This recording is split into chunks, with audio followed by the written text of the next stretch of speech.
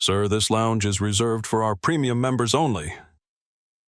The words cut through the warm hum of conversation in the Westfield executive terminal like a blade through silk. They were delivered with practiced precision by Victoria Whitmore, her perfectly manicured fingers adjusting the pearl necklace that rested against her cream-colored blazer. Her platinum blonde hair was pulled back into a flawless chignon, not a strand out of place despite the winter storm raging outside Denver International Airport. Before we dive deeper into this story of power, prejudice, and ultimate justice, I want to know where you're watching from. Drop your city in the comments below. And if you believe that respect should never depend on the clothes someone wears, hit that subscribe button and share this video. Trust me, you're going to want to see how this unfolds. The man Victoria was addressing didn't look up immediately. He sat slumped in a leather armchair in the far corner of the terminal's VIP lounge, partially hidden behind a large potted palm. His black hoodie was faded and wrinkled, the kind you'd find at a gas station convenience store. His jeans had seen better days with a small tear near the left knee. On his feet were hiking boots caked with dried mud, and a worn duffel bag sat at his feet like a faithful dog. This was Marcus Rivera, though Victoria had no way of knowing that name would soon reshape her entire world. At 29, Marcus was the founder and CEO of Rivera Tech Solutions, a cloud infrastructure company that had quietly become the backbone of half the internet. His servers powered everything from online banking to streaming services, generating revenue that put him among the youngest billionaires in America. But sitting there in that chair exhausted after 72 straight hours of coding to secure a classified military contract, he looked like anything but a titan of industry. Marcus finally raised his head.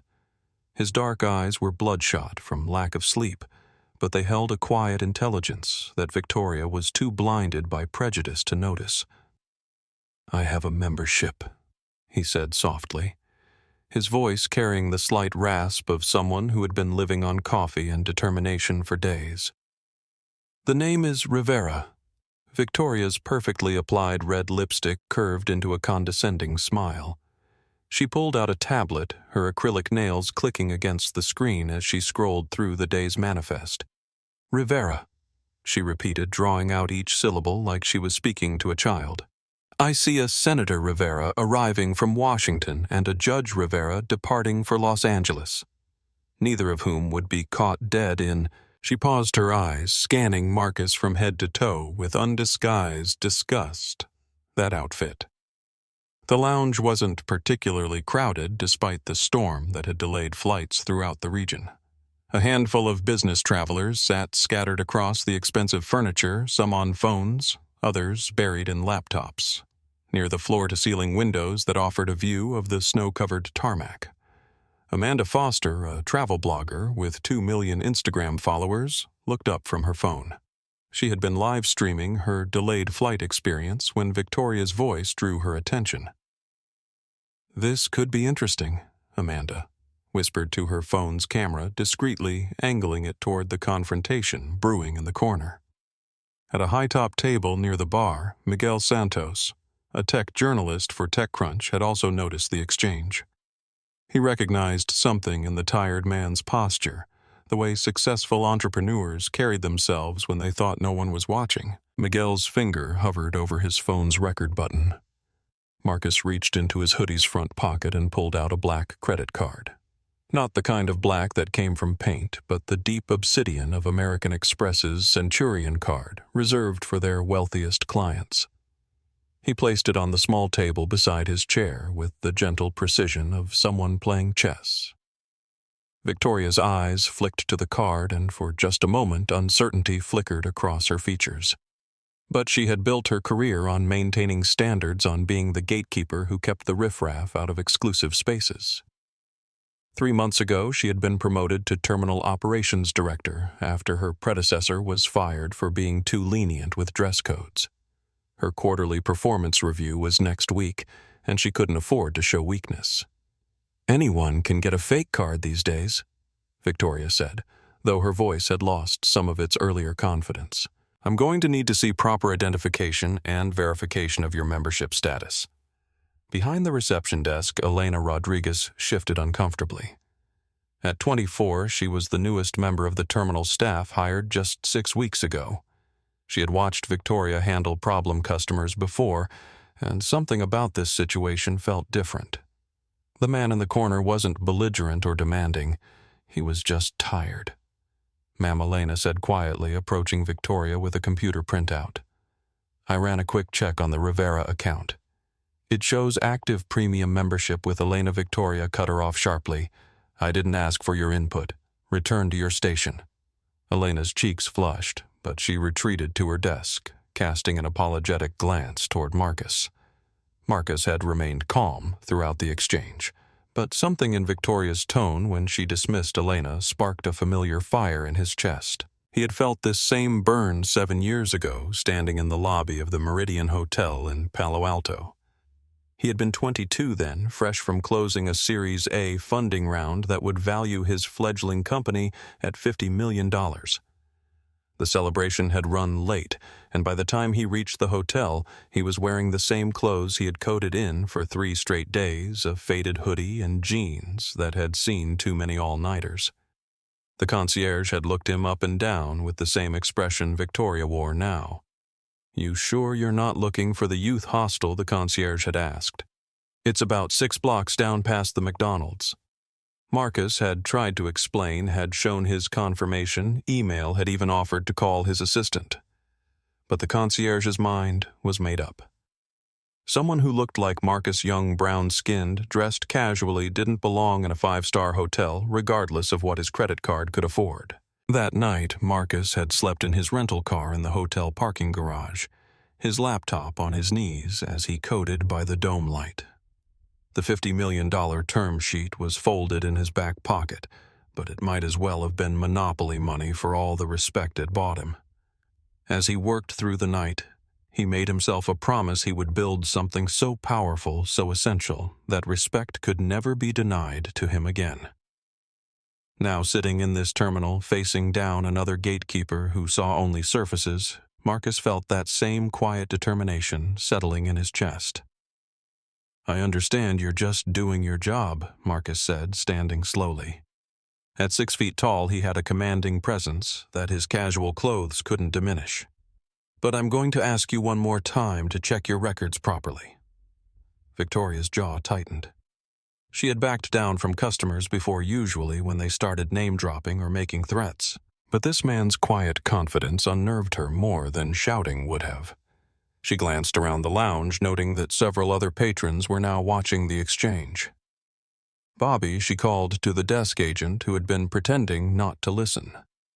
Robert Thompson, 28 years old, and Victoria's nephew, looked up from his computer with the expression of someone who already knew he wasn't going to like what came next. Yes, Aunt Vic, Bobby said, then caught himself. I mean, Ms. Whitmore. Call James from security. We have a situation. Victoria Whitmore had not stumbled into her position as Terminal Operations Director.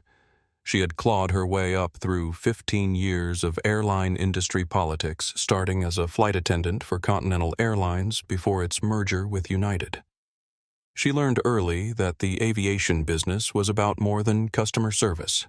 It was about maintaining the illusion of exclusivity that kept premium customers paying premium prices. Her corner office overlooked the main concourse, its walls decorated with framed certificates from hospitality management courses, and a photo of her shaking hands with the governor of Colorado at a tourism industry event. On her desk sat a crystal paperweight engraved with excellence in service standards awarded by the Regional Airport Authority. But beneath the polished exterior was a woman running on borrowed time. The previous terminal director, Robert Hayes, had been fired after a discrimination lawsuit cost the company $300,000 in settlement fees. The board had made it clear to Victoria that her job was to maintain the terminal's reputation while avoiding legal complications. It was a tightrope walk that required her to be firm enough to maintain exclusivity but careful enough to avoid obvious discrimination. The problem was that Victoria had never learned where that line existed. To her, maintaining standards meant trusting her instincts about who belonged and who didn't. And right now, every instinct she had was telling her that the man in the hoodie was a problem. She had built her career on reading people, on making instant assessments that proved correct more often than not. The way someone carried themselves, how they spoke, what they wore. These things mattered in the world of luxury hospitality. A real billionaire would never walk into her terminal looking like they had just crawled out of a homeless shelter. Would they? For just a moment, doubt crept into Victoria's mind. She thought about Robert Hayes, about the lawsuit that had cost him his career. But then she looked at Marcus again, taking in the mud on his boots and the holes in his jeans, and her resolve hardened. She was protecting her terminal, her livelihood, and the experience of her legitimate customers. James Mitchell appeared from the security office, his heavy footsteps echoing across the marble floor. At 35, James was built like the military man he had once been, broad shoulders, crew cut, and the kind of presence that made people instinctively step aside. What Victoria didn't know, and what the background check had failed to reveal, was that James had been dishonorably discharged from the Army for excessive force during a deployment in Afghanistan. "What's the situation, Ms. Whitmore?" James asked, his voice carrying the kind of authority that came from years of dealing with difficult people. Victoria gestured toward Marcus, who had remained standing beside his chair. "This individual claims to have a membership, but he's clearly not one of our typical clientele. I need you to escort him to the main terminal." James sized up Marcus with professional efficiency. He had dealt with homeless people trying to find warm places to sleep, college kids attempting to sneak into first-class lounges, and panhandlers looking for easy marks among wealthy travelers. But something about this situation felt different. The man wasn't fidgeting or making excuses. He stood with the quiet confidence of someone accustomed to being in charge. Sir James said, his tone respectful but firm. "I'm going to need to see some identification and verify your membership status." Marcus reached into his back pocket and pulled out his wallet, a simple black leather billfold that had seen years of use. He handed James his driver's license and the black Centurion card. James studied both documents carefully. The license showed Marcus Rivera, age 29, with an address in Aspen, Colorado. The credit card was undeniably real. James had seen enough fakes to know the difference. But Victoria was his supervisor, and she seemed convinced there was a problem. "The cards look legitimate," James said quietly to Victoria, "but I'd like to run them through the verification system to be sure." Elena Rodriguez had been watching the scene unfold from her position at the customer service desk. She had pulled up Marcus's account information on her computer and was staring at numbers that made her stomach tighten with anxiety. The Rivera account wasn't just active, it was one of their highest-tier memberships with a credit limit that had more zeros than Elena made in a year. "Ms. Whitmore," Elena called softly, "I really think you should look at this account information." "Elena, what did I tell you about interrupting?" Victoria snapped. "If you can't follow simple instructions, perhaps you should consider whether you're suited for this position." Elena's face flushed red, but she fell silent. She had moved to Denver 6 months ago to care for her sick mother, and she couldn't afford to lose this job. Still, the numbers on her screen made her deeply uncomfortable with what was happening. Amanda Foster continued to film discreetly from her position by the windows, her Instagram live stream drawing more viewers as word spread about the confrontation. Her followers were already commenting, asking for more details and speculating about what they were witnessing. Miguel Santos had moved closer, pretending to work on his laptop while actually recording the audio of the conversation. As a tech journalist, he had covered enough industry events to recognize real power when he saw it, and something about the tired man in the corner triggered his professional instincts. Near the bar, David Harrison finished his scotch and watched the scene with growing unease.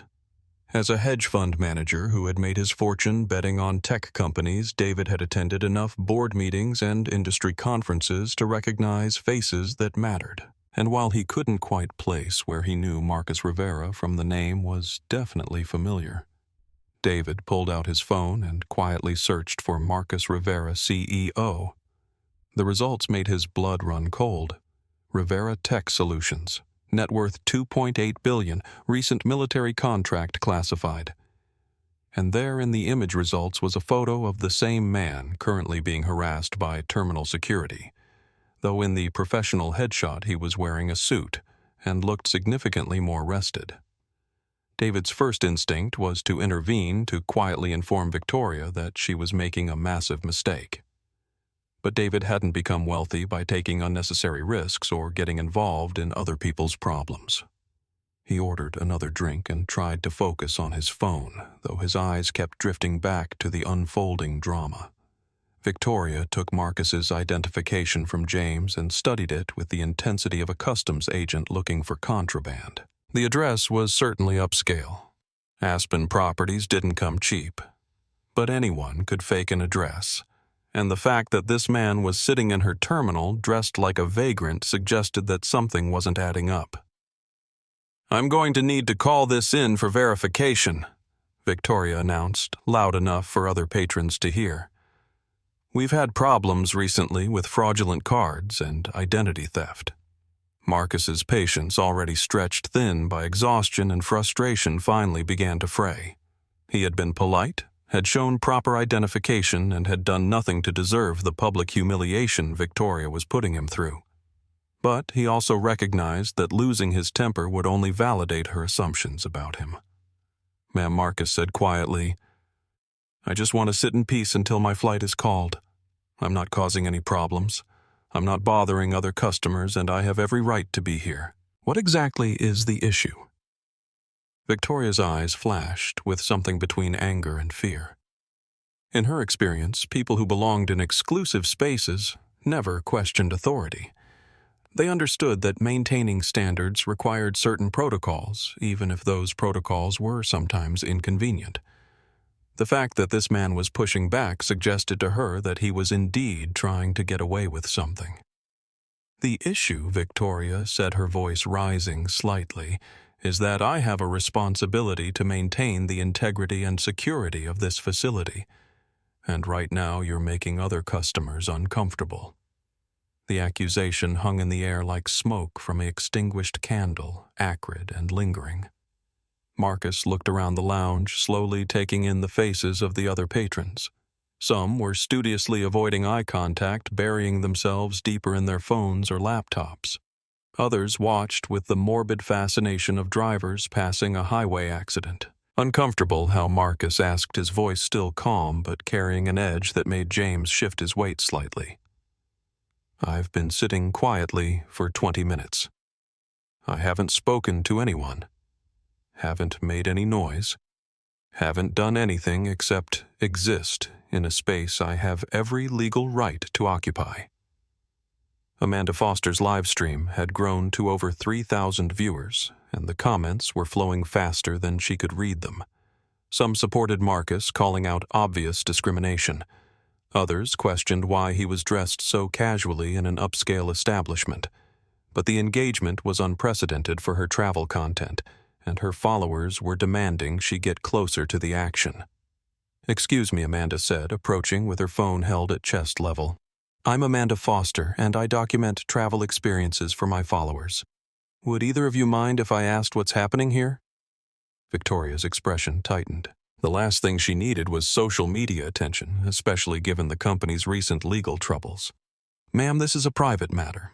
I'm going to need you to step back and give us space to resolve this situation. It doesn't seem very private when you're conducting it in the middle of a public lounge," Amanda replied sweetly, her Instagram training having taught her how to maintain a friendly tone while asking uncomfortable questions. "And my followers are very interested in how customer service situations are handled at premium facilities."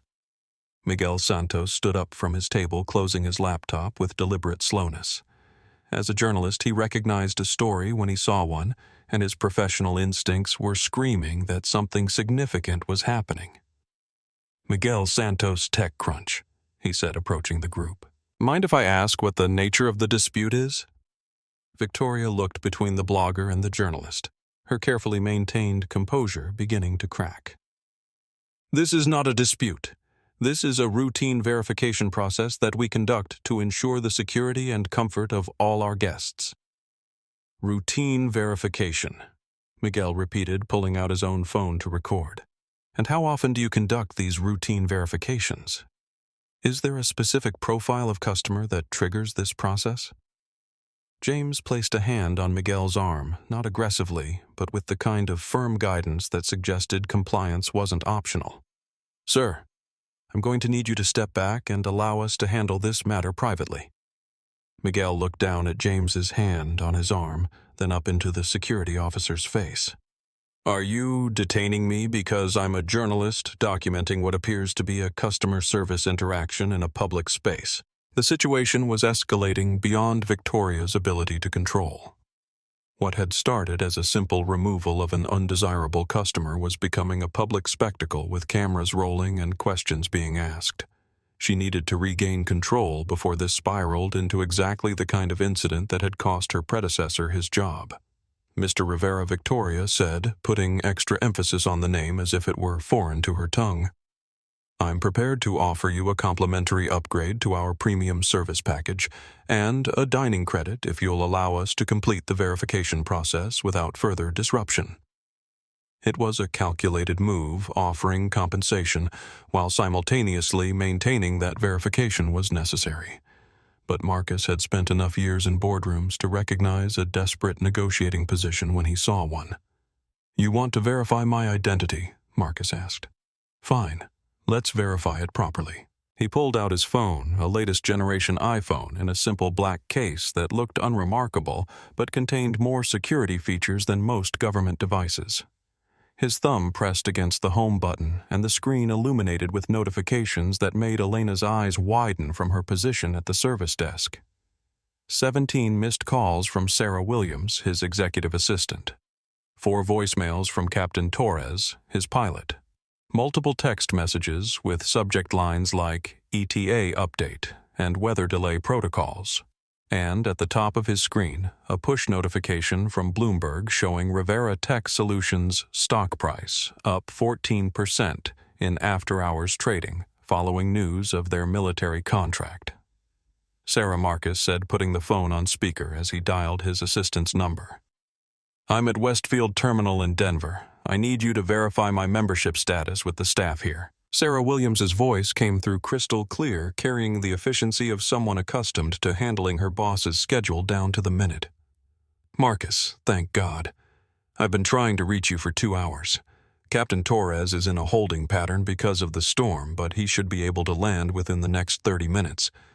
Are you comfortable in the VIP lounge?" "Not exactly," Marcus replied, looking directly at Victoria. "The staff here seems to think I'm using fraudulent identification. Could you please explain to them who I am?" There was a pause on the line, and when Sarah spoke again, her voice had shifted from personal concern to professional ice. "I'm sorry, who is questioning Mr. Rivera's identity?" Victoria reluctantly took the phone. "This is Victoria Whitmore, Terminal Operations Director. We're conducting a routine verification." Ma'am Sarah interrupted. "You're speaking to the founder and CEO of Rivera Tech Solutions. His company handles cloud infrastructure for half the Fortune 500, including the airport authority that manages your facility. Mr. Rivera's membership account shows premium status with a spending history of over $400,000 annually at Westfield Properties. What exactly are you verifying?" The lounge had fallen completely silent. Even David Harrison, who had been trying to avoid involvement, was now staring openly at the unfolding scene. Elena Rodriguez looked like she was going to be sick, her computer screen still displaying Marcus's account information that she had tried repeatedly to show Victoria. Victoria's face cycled through several shades of red as the implications of Sarah's words sank in. Rivera Tech Solutions wasn't just some small company, it was a major contractor whose services were essential to the airport's operations. And she had just spent 20 minutes publicly humiliating its CEO. "There seems to have been a misunderstanding. Victoria said, trying to regain her composure while handing the phone back to Marcus. Sarah Marcus said, taking the phone back, "I need you to document this interaction. Date, time, witnesses present, and staff involved. Also pull our contract files with Westfield Holdings and any subsidiary companies." "Already on it," Sarah replied. "Do you want me to contact legal? Not yet, but have them on standby." Marcus ended the call and looked at Victoria with the same calm expression he had worn throughout the encounter. "Now that we've verified my identity, I'd like to return to my seat and wait for my flight in peace." But Victoria's humiliation had transformed into something more dangerous, a wounded pride that demanded she save face in front of the customers and staff who had witnessed her mistake. She had built her career on never backing down on maintaining authority even when circumstances suggested flexibility might be wiser. "Mr. Rivera," Victoria said, straightening her blazer. "While I appreciate the clarification regarding your membership status, I still have concerns about dress code compliance. Our policies clearly state that appropriate attire is required in all premium areas." The lounge erupted in murmurs. Amanda's live stream exploded with comments as viewers reacted to what they were witnessing.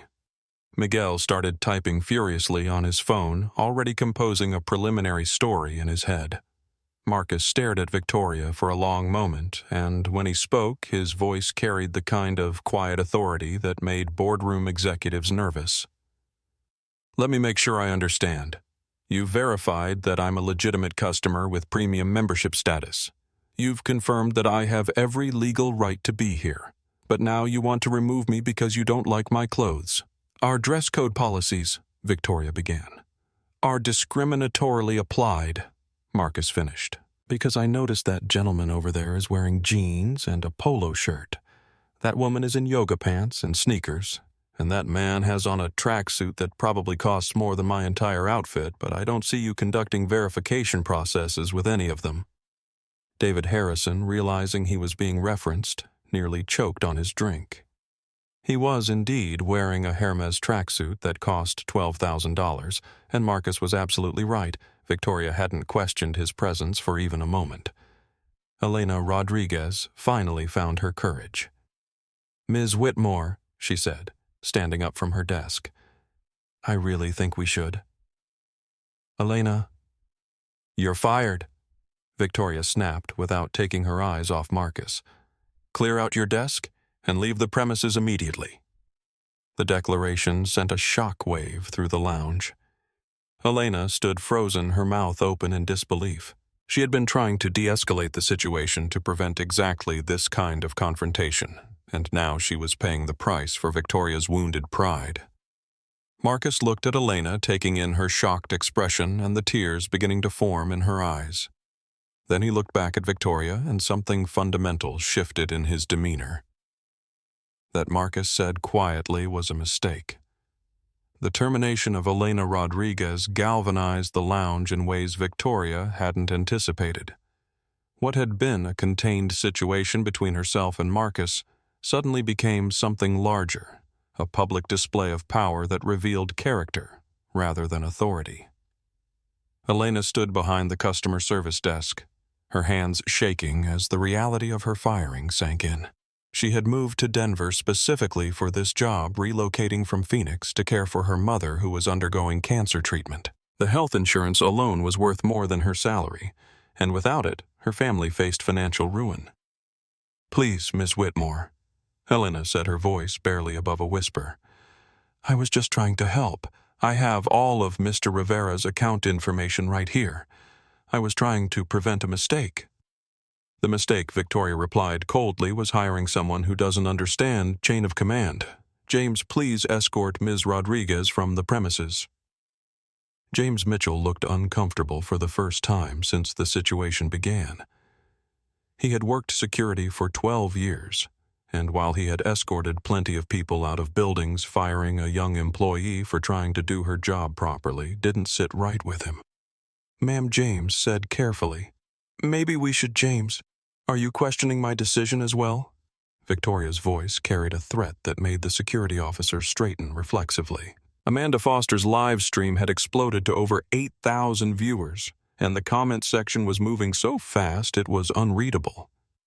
Her followers were outraged by Elena's firing, with many promising to boycott Westfield Properties and demanding the terminal manager's name and contact information.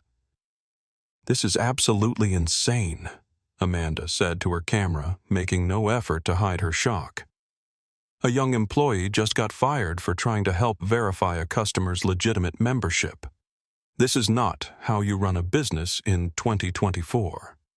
Miguel Santos had moved closer to Elena's desk, his journalist instincts recognizing that the story was evolving beyond simple customer service discrimination into something that involved labor practices and corporate abuse of power. Elena Miguel said gently, "Can you tell me how long you've worked here?" Elena wiped her eyes and looked at the journalist with a mixture of hope and fear. 6 weeks. I moved here from Phoenix for this job. My mother is sick, and we needed the health insurance. The human cost of Victoria's power play was now visible to everyone in the lounge. This wasn't just about dress codes or membership verification anymore. It was about a young woman losing her livelihood because she had tried to prevent her supervisor from making a catastrophic mistake. Marcus had been watching the scene unfold with the analytical mind of someone accustomed to corporate dynamics. He recognized toxic leadership when he saw it, the kind of management style that destroyed companies from within by punishing competence and rewarding compliance. Victoria Marcus said, using her first name intentionally, "I want to make you an offer." Victoria turned back to him, her expression wary. "What kind of offer?" Reinstate Elena immediately, issue a public apology for this entire incident, and implement sensitivity training for your staff. Do that, and this situation ends here. No complaints to corporate, no social media campaigns, no legal action. It was a generous offer, more generous than Victoria deserved, given her behavior. But Marcus had learned long ago that offering people a graceful way to retreat often prevented situations from escalating beyond repair. Victoria's response revealed everything about her character that Marcus needed to know. "Mr. Rivera," she said, her voice dripping with condescension, "I don't negotiate with customers who think they can intimidate me into reversing proper management decisions. Elena was terminated for insubordination, and that termination stands. As for your implied threats about legal action, I'd suggest you speak with our corporate counsel before making statements you might regret." The lounge fell completely silent. Even David Harrison, who had been trying to remain invisible, looked up from his phone in shock. Victoria had just threatened a customer worth nearly $3 billion, dismissing his attempts at de-escalation as intimidation. Marcus stood up slowly, picking up his duffel bag and slinging it over his shoulder. When he spoke, his voice was calm, but carried the kind of finality that made smart people nervous. "Victoria, you've just made the single worst decision of your professional career." He walked to Elena's desk, where the young woman was still packing her personal items into a small cardboard box. "Elena, what's your full name?" "Elena Rodriguez," she replied, looking up at him with confusion. "Elena Rodriguez. In about 30 minutes, you're going to receive a phone call offering you a position with Rivera Tech Solutions. The salary will be triple what you're making here, with full health coverage for your entire family and the flexibility to work remotely so you can care for your mother." Elena's eyes widened and she nearly dropped the box she was holding. "Mr. Rivera, why?" "I don't understand. You did your job properly despite pressure from incompetent management. That's exactly the kind of employee I want on my team." Marcus turned to Amanda, who was still live streaming to her rapidly growing audience. "Amanda, I believe you have a significant social media following, 2.3 million on Instagram, another 800,000 on TikTok," Amanda replied, sensing that something important was about to happen. "I'd appreciate it if you document what happens next. I think your followers might find it educational." Marcus then addressed Miguel directly. "You're with TechCrunch, Senior technology correspondent, Miguel confirmed. Good. You might want to have your editors clear some space for a developing story. Marcus walked toward the lounge exit, but instead of leaving, he stopped and turned back to face the assembled crowd. When he spoke, his voice was projected clearly enough for everyone to hear, including the growing number of passengers who had noticed the commotion. Ladies and gentlemen, I apologize for the disruption to your evening. What you've witnessed here is a failure of leadership that has consequences beyond just customer service. When management punishes employees for doing their jobs correctly when they refuse reasonable attempts at resolution, and when they choose ego over responsibility, they create environments that ultimately harm everyone. He looked directly at Victoria. You had multiple opportunities to handle this professionally. You chose escalation over de-escalation, punishment over problem-solving, and pride over pragmatism. Those choices have consequences. Marcus pulled out his phone and dialed a number. When the call connected, he put it on speaker so everyone could hear. Captain Torres, this is Marcus. What's your ET? The response came through clearly in Captain Torres's accented English. Mr. Rivera, we are beginning our final approach now. Weather has cleared enough for landing. ETA, 8 minutes to touchdown, sir. Perfect timing. And, Captain, I want you to make an impression when you arrive. There was a pause. Then Captain Torres's voice carried what sounded almost like amusement. Understood, sir. Should I use the standard approach pattern, negative?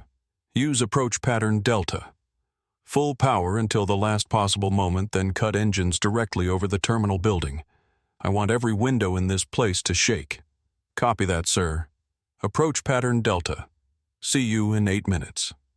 Marcus ended the call and looked at Victoria, whose face had gone pale as the implications of what she was hearing began to sink in. Victoria, in approximately 8 minutes, my aircraft is going to land on runway 27 right. It's a Gulfstream G650ER with registration number November 777 Rivera.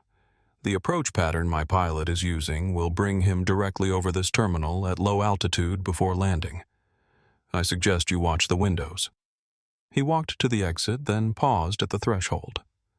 Oh, and Victoria, you might want to call your supervisor. Something tells me they're going to want to hear about tonight's events before they read about them in the morning news. As Marcus disappeared through the automatic doors into the main terminal, Victoria stood frozen in the center of the lounge, surrounded by witnesses, cameras, and the growing realization that she had just declared war on someone with the resources to fight back. Outside, the storm was beginning to clear, and in the distance, the lights of an approaching aircraft cut through the darkness like falling stars. The cold hit Marcus like a physical blow the moment he stepped outside the terminal building. Denver in January was unforgiving under the best circumstances, but the winter storm had driven temperatures down to minus 15 degrees Fahrenheit, with wind gusts that turned the falling snow into horizontal needles of ice. Marcus pulled his hood up and walked to the edge of the pickup area where a line of black SUVs waited for arriving passengers. The drivers sat in their heated vehicles' engines running to keep warm occasionally, stepping out to help customers with luggage before hurrying back to safety. He found a spot under a concrete overhang that provided minimal shelter from the wind, pulled out his phone, and began making calls that would change several lives forever. Sarah, it's Marcus. Sarah Williams answered before the first ring finished. At 27, she had been Marcus's executive assistant for 3 years, ever since graduating from Harvard Business School and turning down offers from Goldman Sachs and McKinsey to work for Rivera Tech Solutions. She had learned to recognize the subtle variations in her boss's voice that indicated everything from mild irritation to significant problems. Tonight she heard something she had never heard before, a cold, controlled anger that made her immediately alert. Marcus. What happened? Captain Torres has been trying to reach you, and I've been fielding calls from the Denver office about weather delays.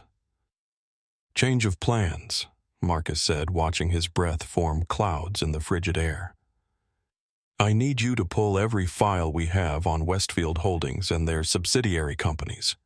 Financial statements, contracts, debt obligations, board composition, executive compensation, everything. Sarah was already typing before he finished speaking. As Marcus's assistant, she had access to research resources that most Fortune 500 CEOs envied. Rivera Tech Solutions maintained intelligence gathering capabilities that rivaled those of government agencies, partly for competitive analysis, but primarily for the acquisition targets that had helped build Marcus's empire. Westfield Holdings. Sarah set her fingers flying across her keyboard. Private aviation management company publicly traded on NASDAQ under symbol WFLD. Current market cap approximately $4.2 billion, but... She paused, and Marcus could hear the surprise in her voice. Marcus, they're in trouble. Serious trouble. How serious? Their Q3 earnings showed a 12% decline in revenue, primarily due to mismanagement of their European operations. They've got 2 major lawsuits pending, one in California for discrimination, another in New York for labor violations. Credit rating was downgraded last month from A- to BBB+, and according to these debt filings, they've got a balloon payment of $800 million coming due in 6 months. Marcus smiled for the first time since entering the terminal. Wounded prey was always easier to hunt. Sarah, I want you to contact Jonathan Pierce. He's the chairman of Westfield's board. You'll probably have to go through 3 assistants and a chief of staff, but tell them it's urgent and concerns their Denver operations. What should I tell them? The call is regarding. Marcus looked back at the terminal building where he could see Victoria's silhouette in the VIP lounge windows, still surrounded by the passengers and staff who had witnessed the confrontation. Tell them it's about an acquisition opportunity. While Sarah worked her way through Westfield's corporate directory, Marcus called Captain Torres to confirm their arrival plans. Captain Luis Torres had been Marcus's pilot for 4 years, ever since retiring from the Air Force as a lieutenant colonel with 22 years of service. He had flown everything from F-16 fighters to C-17 cargo planes, but the Gulfstream G650ER was his favorite aircraft, a perfect blend of luxury and performance that could cross continents without refueling. Mr. Rivera. Captain Torres said, his voice coming through clearly despite the noise of the aircraft's engines. We are 15 minutes out from Denver International. Weather has improved significantly. Visibility is now 8 miles with light snow winds from the west at 18 knots, gusting to 25. Conditions are well within landing parameters. Luis will need you to do something unusual on approach. Sir Marcus explained the situation at the terminal, describing Victoria's behavior and the escalation that had resulted in Elena's firing. Captain Torres listened without interruption. He had flown for enough powerful people to understand that corporate politics sometimes required dramatic gestures. You want me to use a tactical approach pattern over the terminal building, Captain Torres said when Marcus finished. Exactly. I want every person in that VIP lounge to understand that actions have consequences. Captain Torres was quiet for a moment, calculating flight paths and considering the technical challenges of what Marcus was requesting. It wasn't dangerous. Military pilots routinely performed much more aggressive maneuvers than what would be required here, but it would certainly be memorable. Sir, I can execute that approach pattern, but it will require me to deviate from standard traffic control instructions. I'll need to file an amended flight plan and get clearance from the tower. Do whatever you need to do. I'll cover any fines or penalties. Understood, sir. See you on the ground in 12 minutes. Marcus ended the call just as Sarah connected him to Jonathan Pierce. At 58, Pierce had been chairman of Westfield Holdings for 6 years, during which time he had watched the company's stock price decline by 30% while their competitors thrived. Pierce's voice carried the exhaustion of someone dealing with multiple crises simultaneously. Mr. Rivera, I apologize for the late hour, but my assistant said this was urgent and concerned our Denver operations. Are you having problems with our terminal services? Marcus chose his words carefully.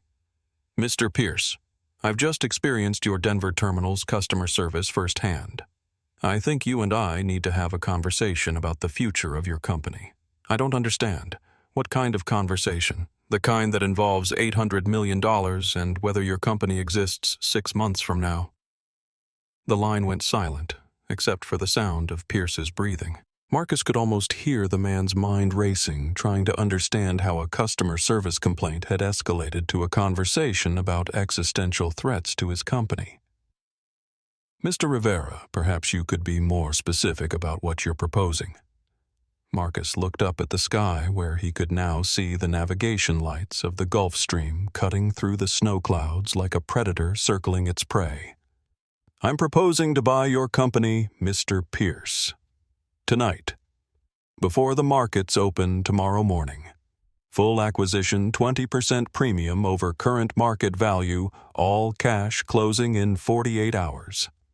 Pierce's sharp intake of breath was audible even over the phone connection.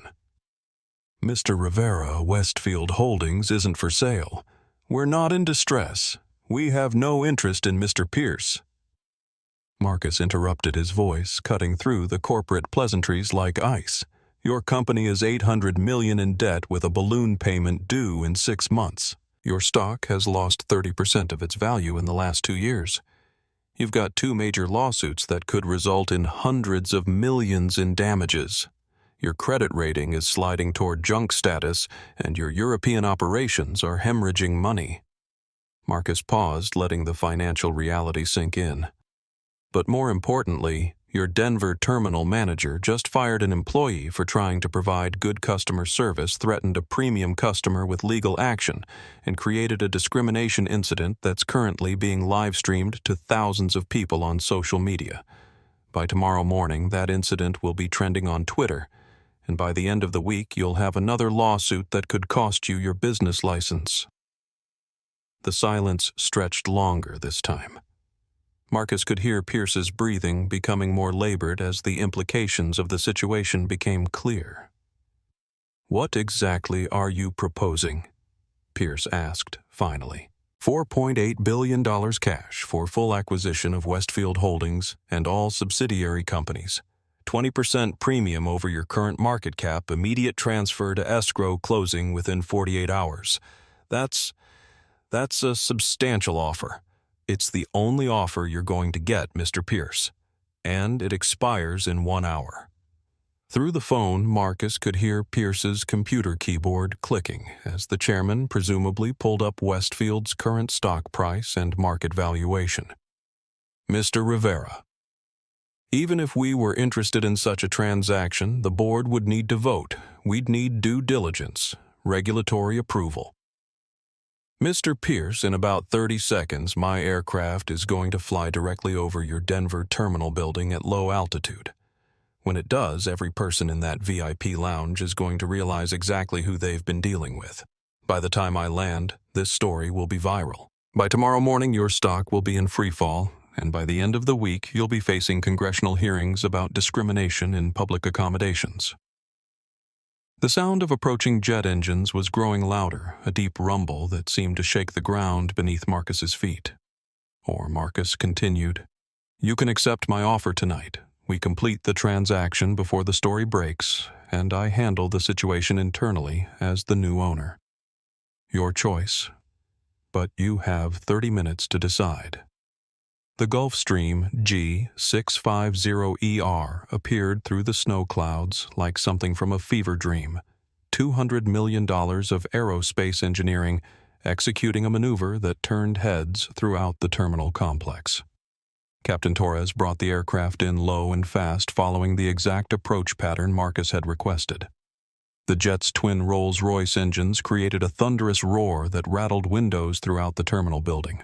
Passengers and staff rushed to the observation areas to see what was causing the commotion, and even experienced aviation personnel stopped what they were doing to watch the dramatic approach. Inside the VIP lounge, Victoria Whitmore stood frozen at the windows as the massive aircraft passed directly overhead, so close that she could see the registration numbers painted on its wings. N777R. the same aircraft registration that Marcus had mentioned 8 minutes earlier. As the Gulfstream touched down on the runway with smoke rising from its tires, Marcus ended his call with Jonathan Pierce. "I'll be in my aircraft for the next 20 minutes, Mr. Pierce. You know how to reach me." While Marcus stood in the snow watching his aircraft complete its dramatic landing sequence, Sarah Williams was conducting the kind of rapid intelligence gathering that had made Rivera Tech Solutions one of the most feared acquisition machines in corporate America. From her corner office in Rivera Tech's Aspen headquarters, Sarah had access to databases that most people didn't know existed. Corporate intelligence networks, financial analysis, platforms, legal filing systems, and social media monitoring tools that could dissect a company's operations in real time. What she found in Westfield Holdings' background made her increasingly concerned not about the acquisition, but about the toxic culture that had enabled tonight's incident. Marcus Sarah said, calling him back as his aircraft taxied toward the private terminal, "You need to hear what I've found. Go ahead. Victoria Whitmore isn't just having a bad night. She's a pattern." I pulled her employment history, disciplinary records, and customer complaints from Westfield's internal systems. Sarah had learned long ago that most companies' cybersecurity was laughably inadequate, especially when it came to protecting internal HR records and customer service databases. A few carefully placed queries through Rivera Tech's corporate intelligence division had given her access to files that would have taken weeks to obtain through legal discovery.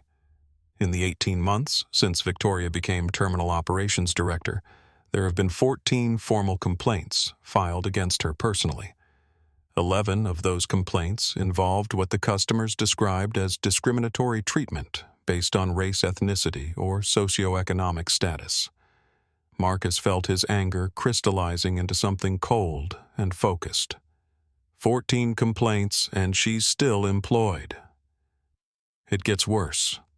Her predecessor, Robert Hayes, was fired after a discrimination lawsuit cost the company $300,000 in settlement fees. But instead of conducting a thorough review of terminal policies, Westfield promoted Victoria and gave her explicit instructions to maintain standards and avoid liability, which she interpreted as license to discriminate. Exactly. And Marcus, she's not operating in a vacuum. I found email chains between Victoria and her supervisor regional manager, David Chen. Wait, David Chen. That name rings a bell. Sarah's typing paused. It should. David Chen was named in a class action lawsuit against Marriott Hotels in 2019 for implementing what employees called appearance-based screening protocols at luxury properties. The lawsuit was settled out of court for $12 million, and Chen was quietly transferred to Westfield Holdings. Marcus closed his eyes, feeling pieces of a larger puzzle clicking into place.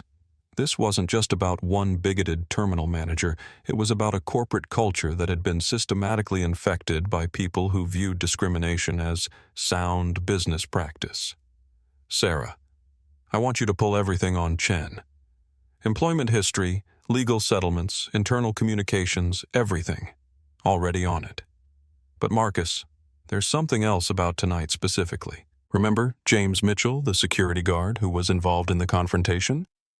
What about him, James Mitchell, 35, former Army Staff Sergeant, dishonorably discharged from the military in 2018 following an incident in Afghanistan where he used excessive force against civilians during a checkpoint search?" Marcus felt his stomach tighten. How excessive 3 Afghan nationals hospitalized one with permanent injuries.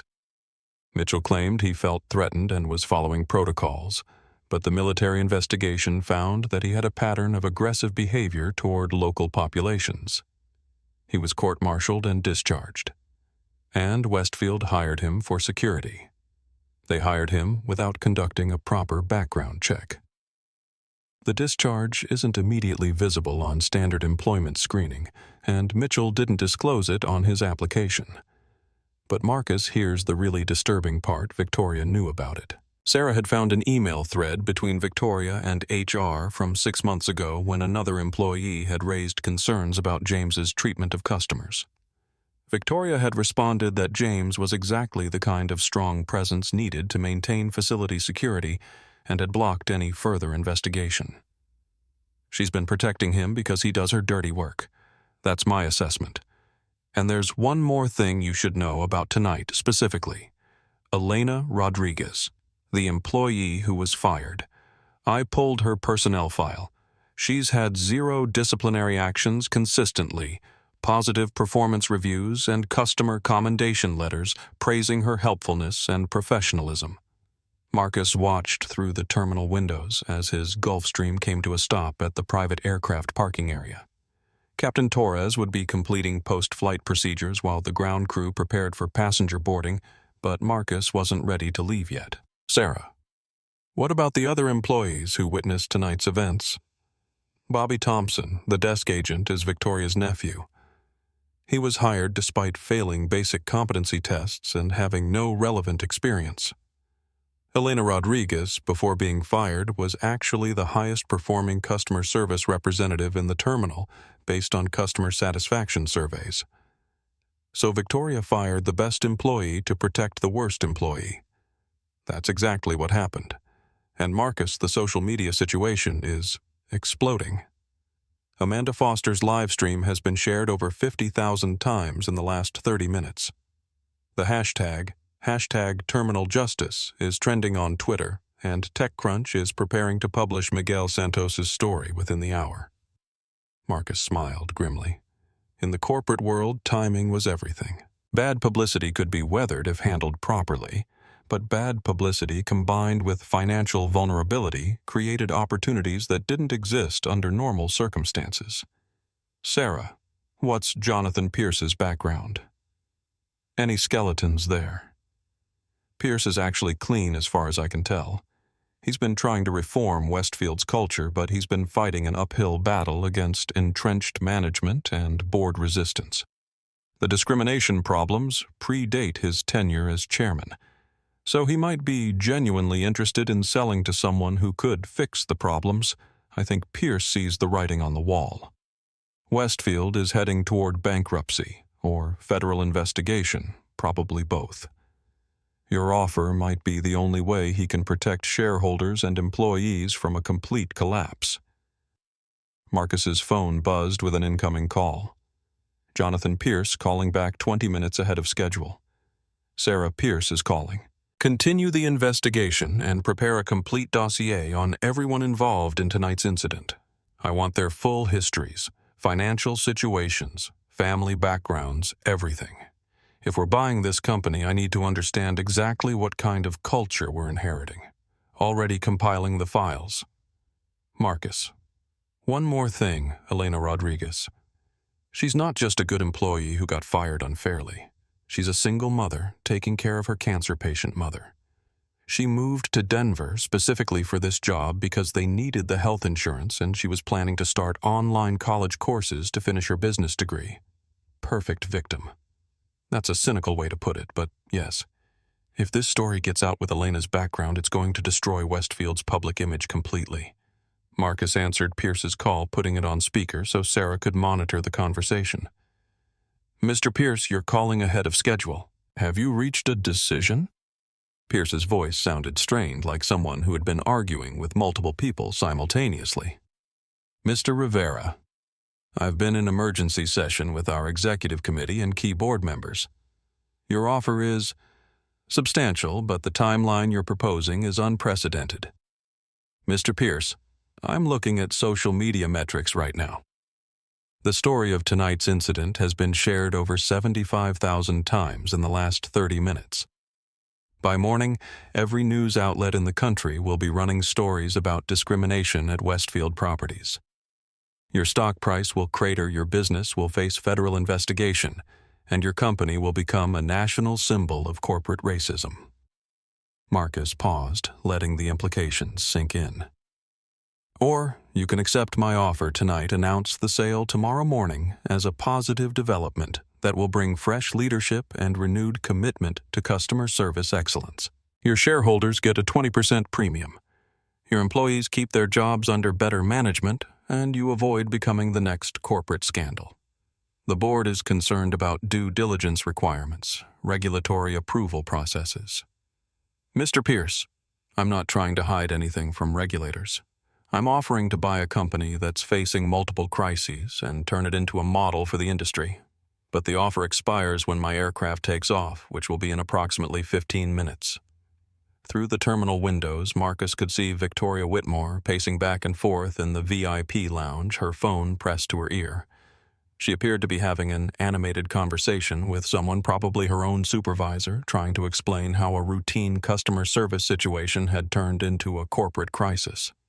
"Mr. Rivera Pierce said finally, "if we were to proceed with this transaction, what would your plans be for current management and staff?" Marcus looked at the terminal building, thinking about Elena Rodriguez packing her belongings, while Victoria Whitmore fought to save her career. "Mr. Pierce, I believe in promoting competence and removing obstacles to excellence. Some changes would be immediate and comprehensive."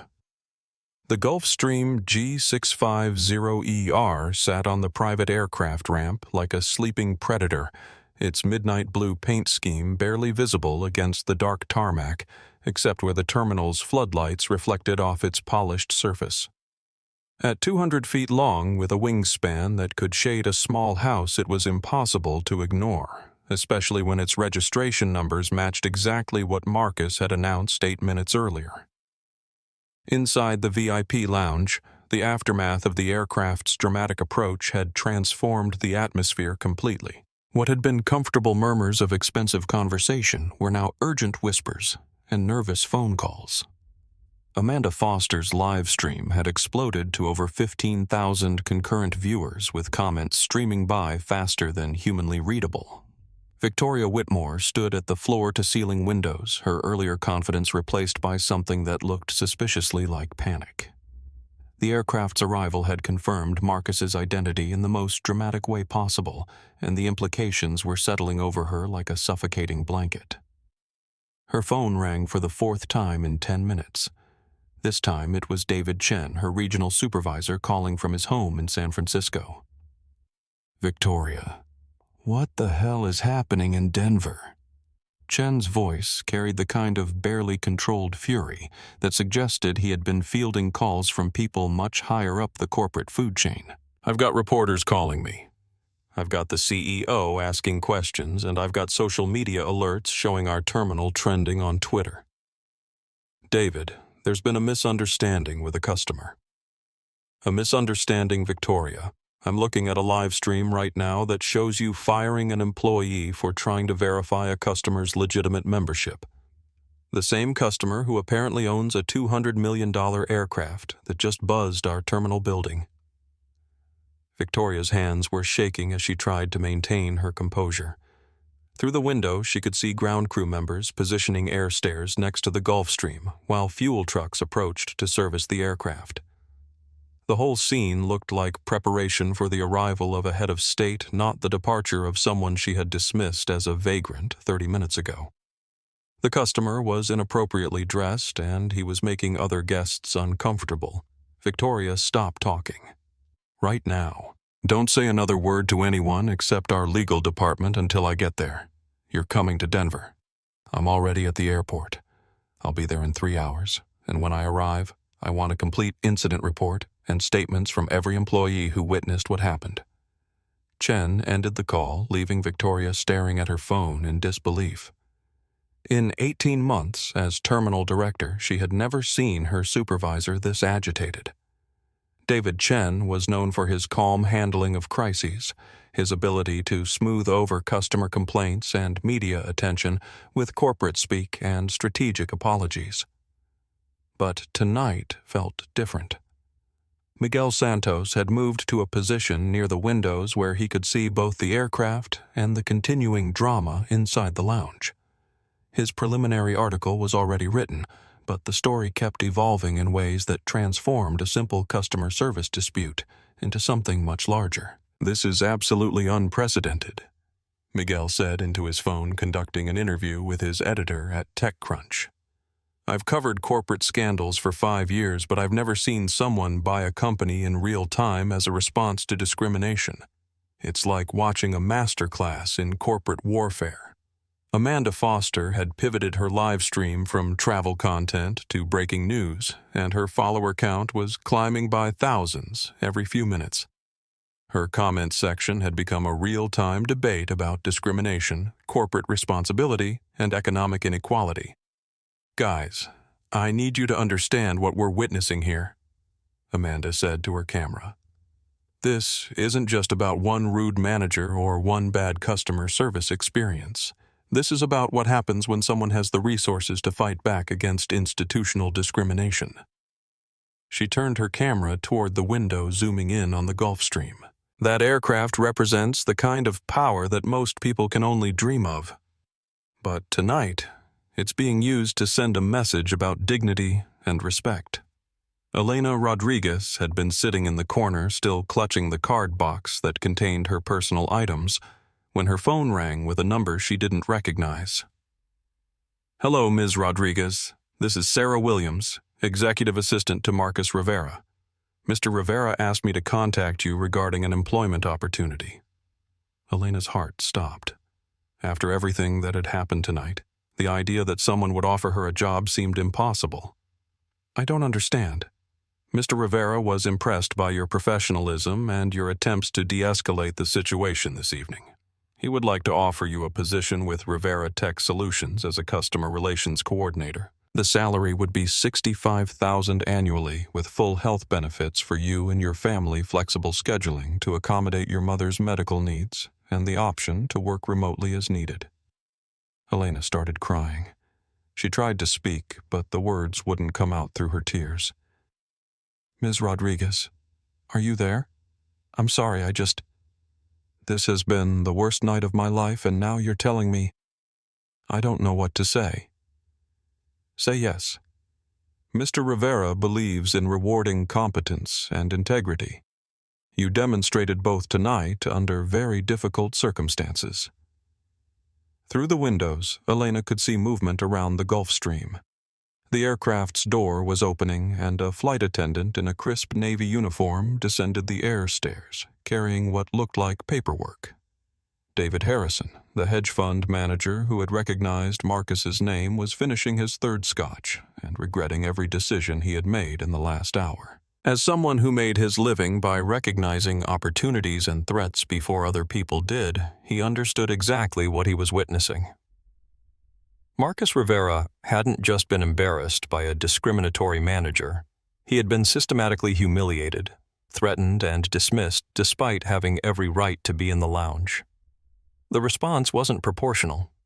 It was strategic. David pulled up Rivera Tech Solutions' stock chart on his phone, noting that after-hours trading was showing significant activity. Institutional investors were clearly responding to something, probably the news of the military contract that had been announced that afternoon. But if David's suspicions were correct, if Marcus Rivera was actually in the process of acquiring Westfield Holdings, the implications for both companies' stock prices would be enormous. David quietly opened his trading app and began placing orders. James Mitchell had been standing near the reception desk trying to process what he had witnessed over the last 30 minutes. As a former military man, he understood chain of command and the importance of following orders. But he also understood when a situation was escalating beyond control. Victoria's treatment of Elena had disturbed him more than he wanted to admit. He had served in Afghanistan, had seen what happened when people in authority positions abused their power over vulnerable populations. Elena reminded him of the Afghan interpreters who had risked their lives to help American forces, competent, brave, and completely dependent on the good faith of people who held their futures in their hands. "Ms. Whitmore," James said quietly, approaching Victoria at the windows. "I think we need to talk." Victoria turned to him with the desperate expression of someone looking for an ally. "James, thank God. I need you to clear the lounge of these reporters and live streamers. This situation has gotten completely out of hand. Ma'am, I don't think that's a good idea. These people are documenting what happened here tonight, and trying to silence them is only going to make things worse." Victoria stared at him in disbelief. "Are you questioning my authority? James thought about his military service, about the oath he had taken to protect people who couldn't protect themselves, about the chain of events that had led to his discharge, and the years he had spent trying to rebuild his reputation. "Ma'am, I'm suggesting that we've made enough mistakes tonight." Outside, Marcus Rivera was walking across the tarmac toward his aircraft, his phone pressed to his ear as he continued his conversation with Jonathan Pierce. "Mr. Pierce, I'm boarding my aircraft now. Do we have a deal?" Pierce's voice sounded defeated. "Mr. Rivera, the board has authorized me to accept your offer. 4.8 billion, 20% premium, 48-hour closing." "Excellent. My legal team will contact your attorneys within the hour to begin the transfer process. But Mr. Pierce, I need something else from you." "What's that?" Marcus paused at the bottom of the air stairs, looking back at the terminal building where Victoria Whitmore was still visible in the VIP lounge windows. "I need you to authorize me to act as interim CEO effective immediately. Before the sale is completed, I want operational authority over all Westfield properties, particularly the Denver terminal. That's highly irregular. Mr. Pierce, in about 20 minutes I'm going to return to that terminal as the owner. I want the authority to make personnel decisions without waiting for paperwork." Pierce was quiet for a long moment. What kind of personnel decisions? Marcus thought about Elena Rodriguez, about the tears in her eyes when she was fired for trying to do her job correctly. He thought about Victoria Whitmore's smug confidence and James Mitchell's history of excessive force. He thought about Bobby Thompson's nepotistic hiring and David Chen's pattern of enabling discrimination, the kind that should have been made months ago. "You have interim authority, Mr. Rivera. Do what you think is best." Marcus ended the call and climbed the stairs into his aircraft where Captain Torres and the flight crew were waiting. "Sir Captain Torres said ground control is asking about our departure timeline. Should I file a flight plan?" Marcus settled into his customary seat and opened his laptop. "Not yet, Luis. We're going to be here for a while longer. I have some business to conclude first." Through the aircraft's windows, Marcus could see the terminal building clearly. The VIP lounge was fully illuminated, and he could make out individual figures moving around inside. Victoria Whitmore was still at the windows, apparently on another phone call. Amanda Foster was still live-streaming to her growing audience. Elena Rodriguez was still sitting in the corner, though she was now smiling through her tears. Marcus opened his laptop and began typing. Not email, not corporate communications, but something much more powerful. A press release that would be distributed to every major news outlet in the country within the hour. The headline read, "Rivera Tech Solutions announces acquisition of Westfield Holdings. Following discrimination incident." The first paragraph would change several lives forever. Denver, Colorado. Rivera Tech Solutions announced tonight the acquisition of Westfield Holdings for $4.8 billion, following a discrimination incident at the company's Denver International Airport terminal. The acquisition includes immediate management changes designed to ensure equal treatment of all customers regardless of appearance, race, or socioeconomic status. Marcus smiled as he wrote, knowing that by tomorrow morning, Victoria Whitmore would wake up to discover that the vagrant she had tried to humiliate was now her boss, and he was just getting started. Inside the luxurious cabin of the Gulfstream G650ER, Marcus Rivera, transformed from tired traveler to corporate predator with the efficiency of someone accustomed to high-stakes negotiations. The aircraft's interior was a mobile office equipped with satellite communications that could handle classified government contracts, making a hostile takeover feel almost mundane. Sarah Williams' conference called in from Aspen, where she had assembled a war room of Rivera Tech's top legal and financial advisors. Jonathan Pierce joined from his home office in Connecticut, where he was surrounded by Westfield's emergency response team. What followed was one of the most rapid corporate acquisitions in modern business history. "Mr. Pierce," Marcus began, his voice carrying the calm authority of someone who had negotiated billion-dollar deals before his 30th birthday. "Let's discuss the terms. $4.8 billion, all cash transferred to escrow within 6 hours.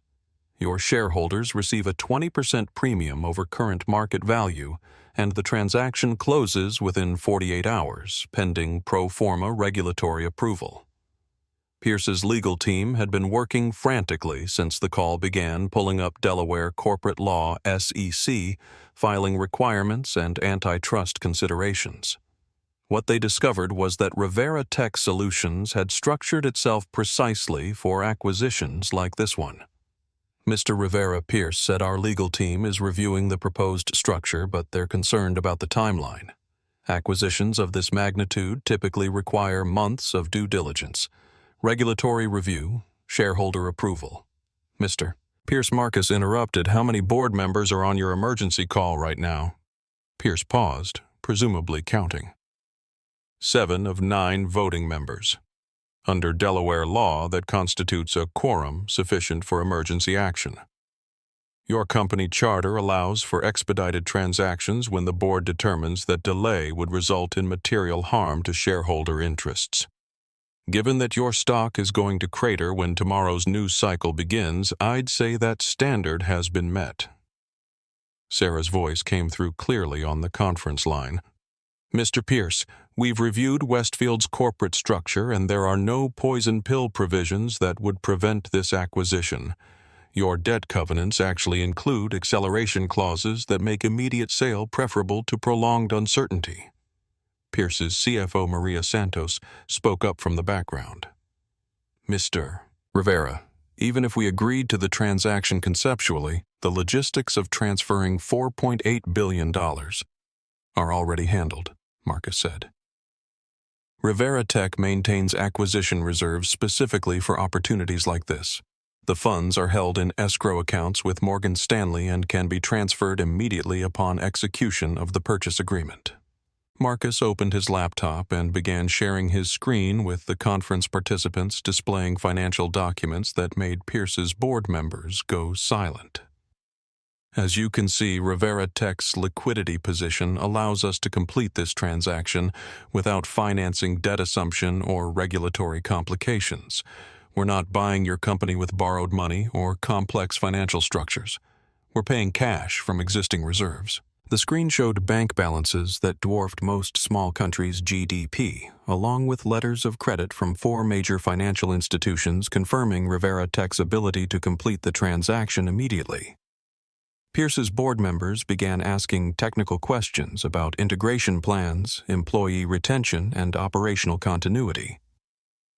Marcus answered each one with the precision of someone who had done this before because he had.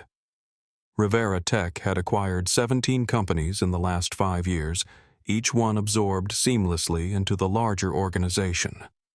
Now Marcus said, his tone shifting slightly. Let's discuss the immediate operational changes that will be implemented upon closing. Pierce's voice carried new tension. What kind of changes? Marcus looked out the aircraft window at the terminal building where Victoria Whitmore was still visible in the VIP lounge, apparently unaware that her professional fate was being decided in real time. Complete management review of all customer-facing operations. Immediate termination of employees with documented patterns of discriminatory behavior, implementation of comprehensive bias training programs, and establishment of anonymous reporting systems for discrimination complaints. Mr. Rivera, while I support improved customer service standards, immediate terminations could expose us to wrongful dismissal lawsuits. Mr. Pierce, I have documentation of 14 discrimination complaints against your Denver terminal manager in the last 18 months. I have video evidence of tonight's incident being live-streamed to thousands of viewers.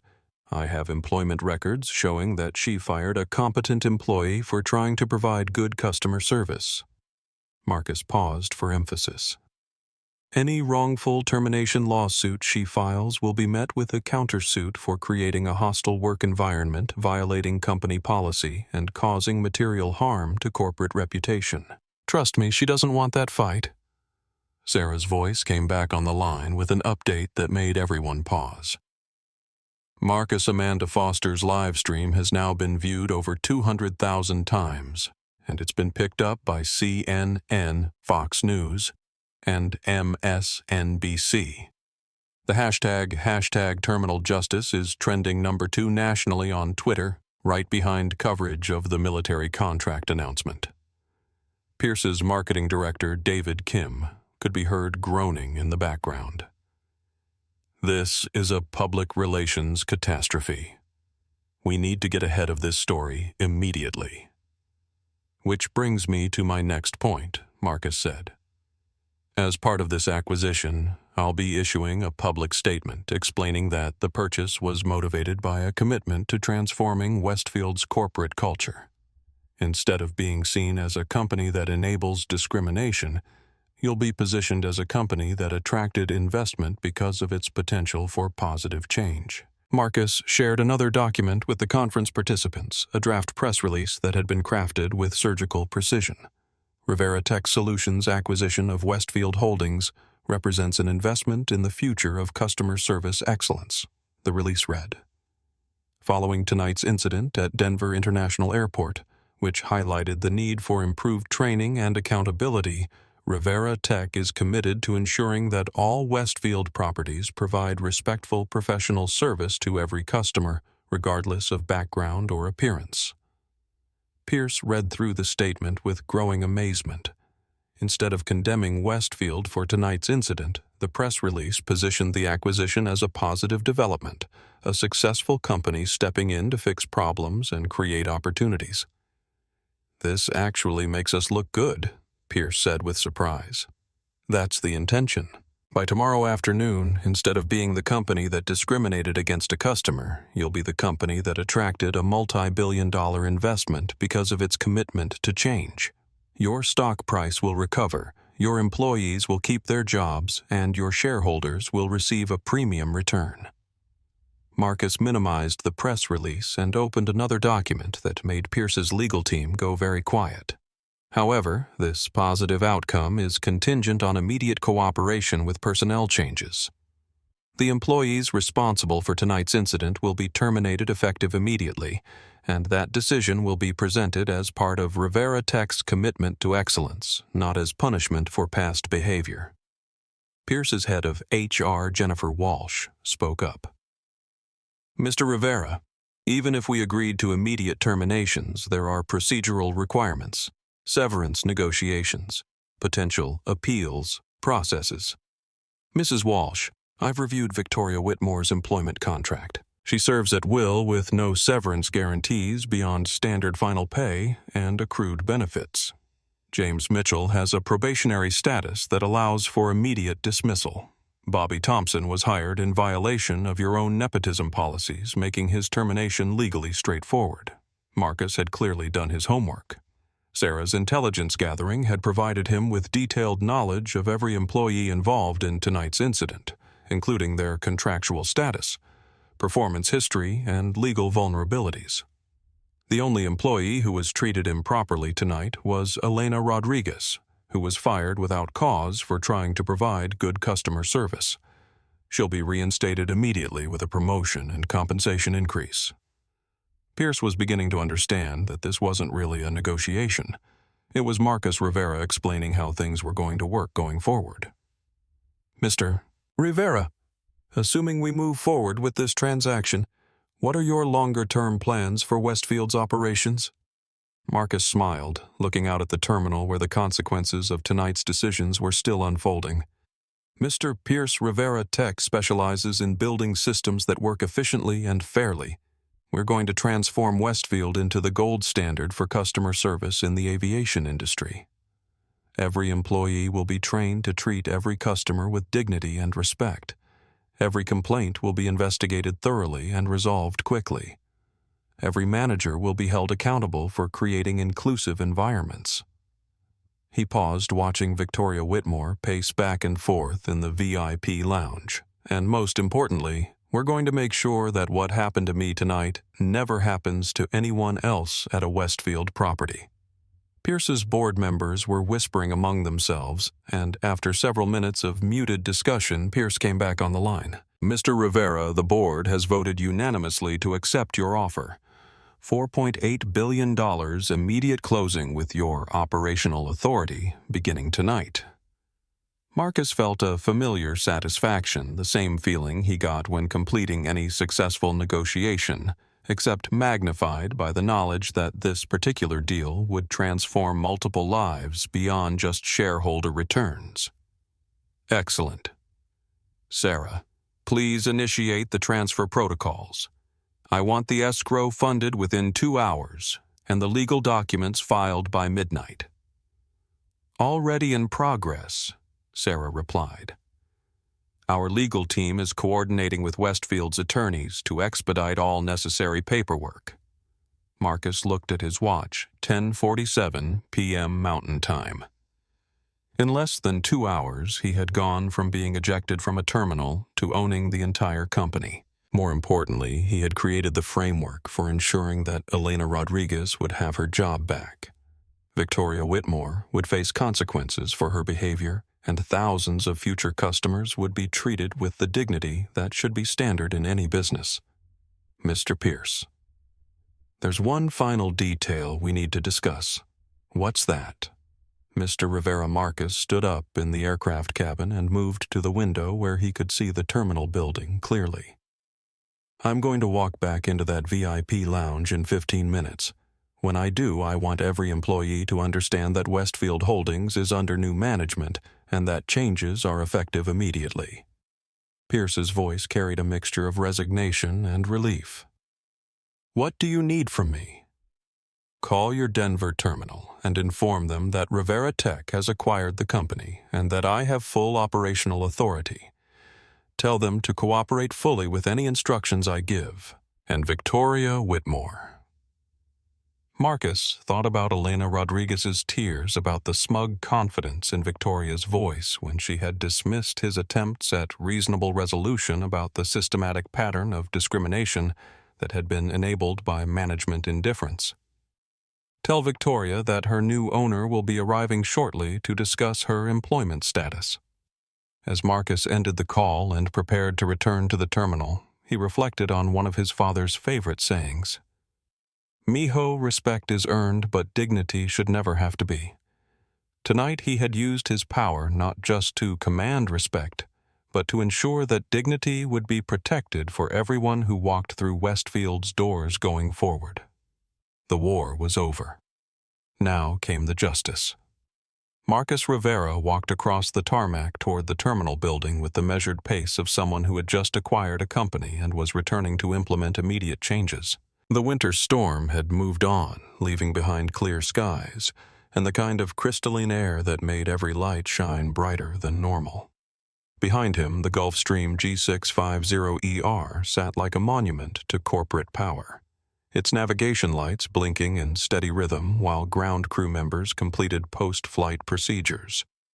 Captain Torres had confirmed that they would remain in Denver overnight. There was too much business to conclude for an immediate departure. As Marcus approached the terminal's main entrance, his phone buzzed with a text from Sarah Williams, transfer complete. $4.8 billion in escrow. Legal docs filed. You officially own Westfield Holdings as of 11:23 p.m. Pierce is calling Denver now. Marcus smiled and pushed through the glass doors into the main terminal concourse. The late hour meant that most commercial flights had concluded for the evening, leaving behind the quieter atmosphere of private aviation and cargo operations. But the VIP lounge ahead of him was fully illuminated and clearly occupied. Through the transparent walls that separated the exclusive area from the general concourse, Marcus could see the same cast of characters who had witnessed his humiliation an hour earlier. Victoria Whitmore was still at the windows, though her earlier confidence had been replaced by the frantic energy of someone receiving very bad news. Amanda Foster continued live streaming to her rapidly growing audience. Miguel Santos was typing furiously on his laptop, probably updating his story with new developments. And in the corner, Elena Rodriguez was still sitting with her cardboard box of personal belongings, though she was now smiling as she spoke on her phone, presumably with Sarah Williams, about her new position at Rivera Tech Solutions. Marcus entered the VIP lounge through the main entrance, the same doors he had been escorted out of an hour earlier. This time, however, his arrival created a ripple effect of recognition and whispered conversations. "Holy shit, he's back," someone muttered from near the bar. Amanda Foster immediately pivoted her camera toward Marcus, her voice taking on the excited tone of someone who recognized they were documenting something unprecedented. "Guys, Marcus Rivera just walked back into the terminal. The same person who was kicked out an hour ago is now returning, and based on what we've been hearing, he might literally own this place now." Miguel Santos looked up from his laptop, his journalist instincts immediately alert. The story he had been writing about discrimination in customer service was rapidly evolving into something much larger, a real-time case study in corporate accountability and economic justice. Marcus walked directly to the center of the lounge, where he stopped and waited. He didn't need to announce his presence or demand attention. The room gradually fell silent as conversations died and all eyes turned toward him. Victoria Whitmore ended her phone call and approached with the desperate expression of someone whose world was collapsing in real time. Her earlier arrogance had been replaced by something that looked suspiciously like panic. "Mr. Rivera," Victoria said, her voice carrying a forced brightness that fooled no one. "I understand there may have been some miscommunication earlier. I'd like to apologize for any inconvenience and assure you that we value your patronage of our facilities." Marcus looked at her with the same calm expression he had maintained throughout the evening's events. When he spoke, his voice carried clearly through the lounge, ensuring that every person present could hear every word. "Victoria, there was no miscommunication. You saw a tired man in casual clothes and decided he didn't belong in your establishment. When presented with evidence that you were wrong, you doubled down. When offered a reasonable path to resolve the situation, you chose escalation. And when your employee tried to prevent a catastrophic mistake, you fired her." Victoria's face cycled through several expressions as she processed the implications of Marcus's words. Around the lounge, other patrons were recording the conversation on their phones, adding to Amanda Foster's live-stream documentation. "Mr. Rivera, I was following established protocols. You were following your prejudices," Marcus interrupted. "And now you're going to face the consequences." Marcus pulled out his phone and dialed a number that connected him to Jonathan Pierce, putting the call on speaker so everyone in the lounge could hear. "Mr. Pierce, this is Marcus Rivera. I'm standing in your Denver VIP lounge with several witnesses present. Can you please confirm the status of Westfield Holdings?" Pierce's voice came through, clearly carrying the formal tone of someone making an official announcement. "Mr. Rivera, as of 11:23 p.m. Mountain Time, Rivera Tech Solutions has completed acquisition of Westfield Holdings for $4.8 billion. You have full operational authority over all Westfield properties, effective immediately." The lounge erupted in gasps and exclamations. Amanda Foster's live-stream chat exploded with comments as viewers processed what they were witnessing. Miguel Santos started typing frantically, already composing headlines in his head. Marcus ended the call and looked around the room, taking in the shocked faces of employees and customers who were beginning to understand the magnitude of what had just occurred. "Ladies and gentlemen," Marcus set his voice calm but carrying unmistakable authority, "I am now the owner of this terminal and all Westfield properties. My first priority is ensuring that every customer receives respectful professional service, regardless of their appearance background or any other factor beyond their legitimate right to be here." He looked directly at Elena Rodriguez, who was staring at him with tears in her eyes. "Elena, you demonstrated professionalism and integrity tonight under very difficult circumstances. I'm offering you an immediate promotion to Assistant Terminal Manager with full authority to implement customer service improvements and staff training programs." Elena stood up slowly, still clutching her cardboard box. "Mr. Rivera, I don't know what to say. Say yes. This terminal needs leadership that understands the difference between maintaining standards and enabling discrimination." Elena nodded, unable to speak through her tears, but managing to smile through them. Marcus then turned to Victoria Whitmore, whose face had gone completely pale as the implications of the situation became clear. "Victoria, you're terminated. Effective immediately. Security will escort you from the premises, and your final paycheck will be mailed to your address on file." Victoria's mouth opened and closed several times before she found her voice. "You can't just fire me. I have rights. I have procedures I have." "You have nothing," Marcus said quietly. "You fired Elena without cause. You threatened a customer with legal action for requesting basic service, and you created a hostile work environment that violated both company policy and federal law. Your termination is for cause, which means no severance beyond accrued pay and benefits." James Mitchell, who had been standing near the reception desk, stepped forward with an expression that suggested he knew his fate was being decided as well. "Mr. Rivera, if I could speak with you privately, James. You put your hands on a customer without justification. You followed orders that any reasonable person would recognize as discriminatory, and you have a disciplinary history that should have prevented your employment here in the first place. You're also terminated effective immediately." James nodded slowly, his military bearing preventing him from arguing, despite the obvious unfairness he felt about the situation. Bobby Thompson. Victoria's nephew had been trying to make himself invisible behind the reception desk, but Marcus's gaze found him anyway. "Bobby, you were hired in violation of company nepotism policies, despite failing basic competency requirements. Your employment is terminated as well."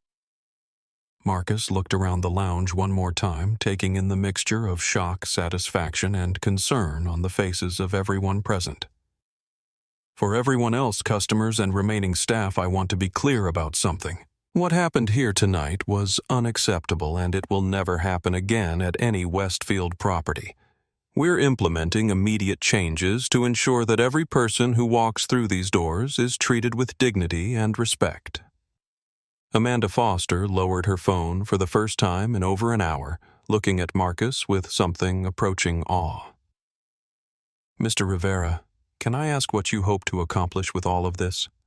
Marcus considered her question carefully before answering. "Amanda, I hope to create a world where a person's worth isn't determined by their appearance, where employees are rewarded for doing the right thing instead of punished for it, and where corporate accountability means more than just empty apologies after the damage is done."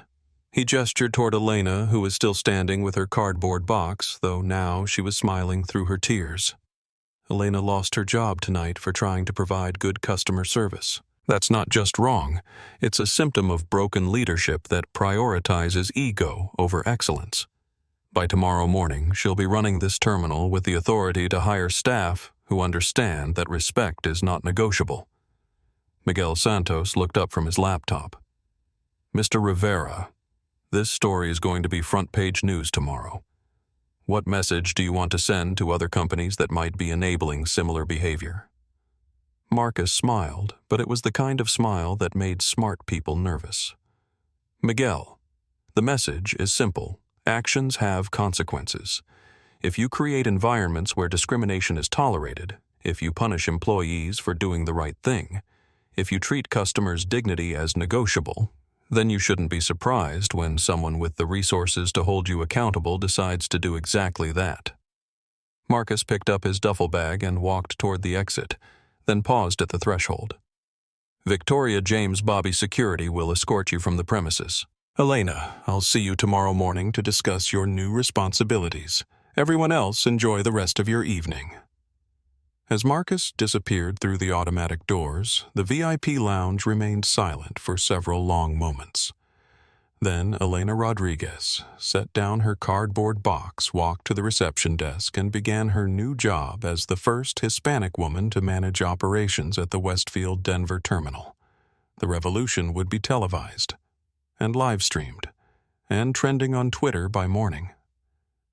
By 6:00 a.m. the next morning, the story of Marcus Rivera's acquisition of Westfield Holdings had become the lead story on CNN, Fox Business, and CNBC. Miguel Santos's article for TechCrunch had been shared over 50,000 times, while Amanda Foster's live stream footage had been viewed by more than 2 million people across multiple social media platforms. The hashtag Terminal Justice was trending #1 nationally, accompanied by hashtag Respect for All and hashtag Corporate Accountability. The story had transcended typical business news to become a cultural phenomenon that sparked conversations about discrimination, economic inequality, and the responsibilities that come with wealth and power. Victoria Whitmore woke up in her suburban Denver apartment to 17 missed calls, 43 text messages, and a voicemail from her mother in Florida, who had seen her daughter's firing live streamed on Facebook. The local news vans parked outside her building made it clear that her termination had become public knowledge in the most humiliating way possible. Her phone rang again, this time from a reporter at the Denver Post, asking for comment about the incident. Victoria declined to speak, but the damage to her reputation was already complete. By noon, her LinkedIn profile would be deactivated, and by the end of the week, her professional references would stop returning calls. James Mitchell faced a different kind of consequence. His termination from Westfield triggered a review of his security clearances, which led to the discovery of his military discharge details that had been hidden during his initial hiring. By the end of the month, he would be permanently barred from security work at any airport facility in the country. Bobby Thompson, Victoria's nephew, moved back in with his parents and began working at a customer service call center for $12 an hour, a significant step down from his terminal position. But the only job he could find after his firing became national news. Elena Rodriguez, meanwhile, experienced the most dramatic reversal of fortune. By 8 a.m., she was sitting in the terminal manager's office, the same office where Victoria had ruled with discriminatory authority just hours earlier, meeting with Sarah Williams and a team of Rivera Tech executives who had flown in overnight from Aspen. Elena Sarah said, reviewing the organizational chart on her tablet, "Your first priority is hiring. We need to replace 3 terminated employees, but more importantly, we need to build a team that reflects Rivera Tech's commitment to inclusive excellence." Elena had spent the early morning hours studying Rivera Tech's corporate culture materials, employee handbook, and diversity initiatives. The company's commitment to treating every individual with dignity wasn't just policy, it was embedded in everything from hiring practices to performance evaluations. "I'd like to start by reaching out to qualified candidates who might have been overlooked by previous management," Elena said. "There are several people who applied for positions here but were rejected despite strong qualifications." Sarah smiled. "That's exactly the kind of thinking that convinced Mr. Rivera you were the right person for this position." The transformation extended beyond personnel changes. Rivera Tech's facilities management team arrived that afternoon with architects and designers tasked with reimagining the VIP lounge experience.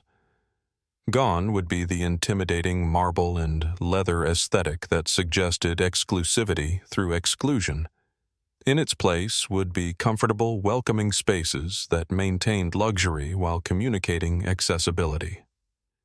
The most significant change, however, was technological. Rivera Tech implemented an AI-powered customer service monitoring system that tracked every interaction between staff and customers in real time. The system could identify patterns of discriminatory behavior, flagging incidents for immediate review and intervention. "It's not about surveillance," explained David Park, Rivera Tech's Director of Customer Experience, during a staff meeting that first morning. "It's about accountability. Every employee will receive the training and support they need to provide excellent service, and every customer will have the assurance that their concerns will be heard and addressed." The business impact was immediate and dramatic.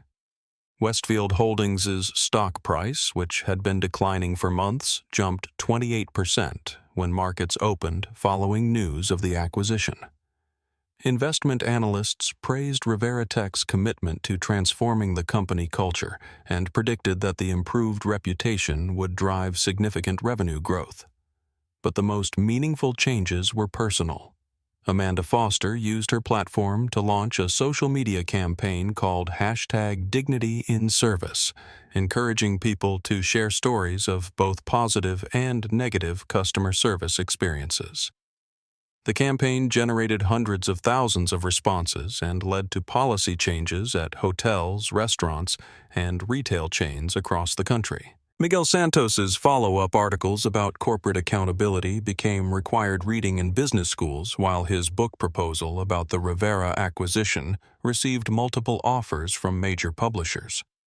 David Harrison, the hedge fund manager, who had recognized Marcus's name but failed to intervene, donated his profits from trading on the Westfield acquisition to organizations fighting discrimination in corporate environments. He also implemented new investment criteria that considered companies' diversity and inclusion practices alongside traditional financial metrics. The federal government took notice as well. The Department of Transportation announced that it would be reviewing discrimination policies at all major airports, using the Westfield incident as a case study for the need for stronger oversight and accountability measures. 3 months after the acquisition, Elena Rodriguez received a letter that made her cry for the third time since that snowy night in Denver. It was from her mother's oncologist informing her that the comprehensive health insurance from her new position had enabled treatments that weren't previously affordable. The experimental therapy was working, and her mother's cancer was in remission. Elena framed the letter and hung it in her office next to another document that meant just as much to her, the Rivera Tech Certificate of Completion for her online MBA program, which the company had funded as part of her professional development package. Victoria Whitmore, meanwhile, found work as a night shift supervisor at a package sorting facility in Aurora, Colorado. The pay was a third of what she had earned at Westfield, and the work was physically demanding in ways that her previous position had not been. But it was honest work, and it gave her time to think about the choices that had led to her downfall. 6 months after her termination, Victoria wrote a letter to Elena Rodriguez. She didn't ask for forgiveness or attempt to justify her actions. Instead, she acknowledged the harm she had caused and expressed genuine remorse for the pain she had inflicted. Elena read the letter twice, then filed it away without responding. Some wounds required time to heal, and some apologies needed to be demonstrated through changed behavior rather than words. The most important consequence of all, however, was the one that Marcus Rivera had intended from the beginning. In the year following the Westfield acquisition, not a single discrimination complaint was filed against any Rivera Tech-managed property. The company's customer satisfaction scores reached industry-leading levels, while employee turnover dropped to nearly zero. The message had been received, understood, and implemented throughout the organization. Respect was not negotiable. Dignity was not optional, and excellence meant creating environments where every person could thrive, regardless of their background, appearance, or circumstances. Marcus Rivera had bought more than a company. He had purchased the power to ensure that what happened to him that snowy night in Denver would never happen to anyone else. And in boardrooms across corporate America, executives were quietly reviewing their own policies and practices, knowing that in an age of smartphones and social media, accountability was just one viral video away. 1 year after the acquisition, Marcus Rivera returned to the Westfield Executive Terminal at Denver International Airport. But this time his visit was planned, announced, and part of a comprehensive review of the transformation that had taken place since that snowy night in January. He arrived in the same Gulfstream G650ER, piloted by the same Captain Torres, but everything else had changed. The aircraft taxied to the private terminal through clear October skies, past construction crews that were completing the final phase of the terminal's architectural renovation. The building that had once projected exclusivity through intimidation now welcomed visitors with glass walls that created transparency between different service areas, eliminating the psychological barriers that had separated premium customers from everyone else.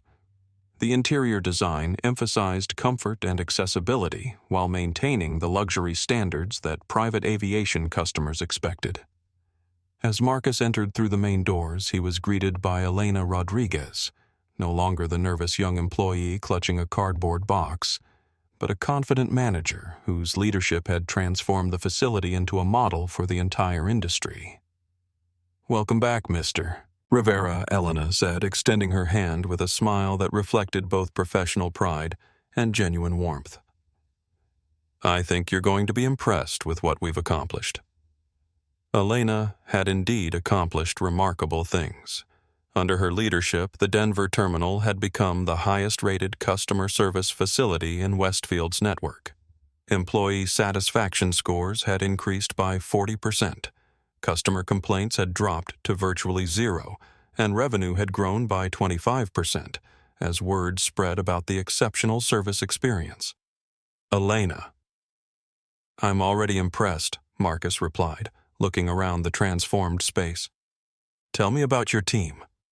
Elena gestured toward the customer service area where a diverse group of employees was handling the afternoon rush of departing flights. The staff reflected the community they served, young and experienced, representing multiple ethnicities and backgrounds, but united by their commitment to treating every customer with dignity and respect. "We've hired 12 new employees since you gave me this opportunity," Elena said. Each one was selected based on their character and commitment to service excellence, not just their resume credentials. And Mr. Rivera, every single one of them knows the story of what happened here that night. They understand that their jobs exist because we refuse to compromise on respect. Marcus nodded, remembering his conversation with Elena about the importance of institutional memory. Organizations that forgot their failures were doomed to repeat them. But organizations that learned from their mistakes could become stronger than they had ever been before. "And the training program?" "We've had delegations visit from airports across the country," Elena replied with obvious pride. "The Rivera Standard has become the benchmark for customer service training in the aviation industry. We've trained over 300 managers from 40 different facilities in the last 6 months. The Rivera Standard was more than just a customer service protocol. It was a comprehensive approach to creating inclusive environments that recognized the dignity of every individual. The program included bias awareness training, conflict de-escalation techniques, and cultural competency development. But its core principle was simple: treat every person as you would want your own family members to be treated. Marcus walked through the terminal, observing interactions between staff and customers. What he saw confirmed what the metrics had already told him. This was how customer service was supposed to work. Employees were attentive without being intrusive, professional without being cold, and consistently respectful regardless of how customers were dressed or what they looked like, Mr. Rivera, Elena said as they approached her office. "There's something I want to show you." She opened the door to reveal walls covered with letters, emails, and printed social media posts, all from customers who had experienced the transformed terminal. There were messages from business travelers, families, young people flying alone for the first time, and elderly passengers who needed assistance. The common thread was gratitude for being treated with kindness and respect.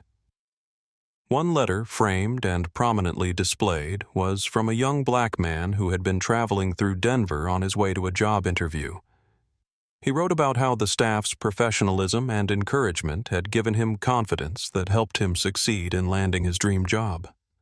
He concluded by saying that the terminal had shown him what excellent service looked like, and he was implementing similar standards in his new position as a customer service manager for a major retail chain.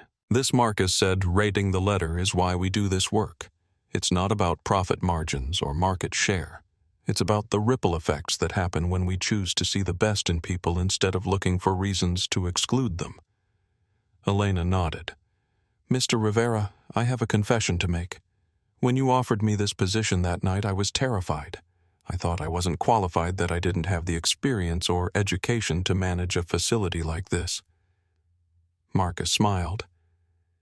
"And what do you think now?" "Now I understand that the most important qualifications can't be taught in school or learned from a manual.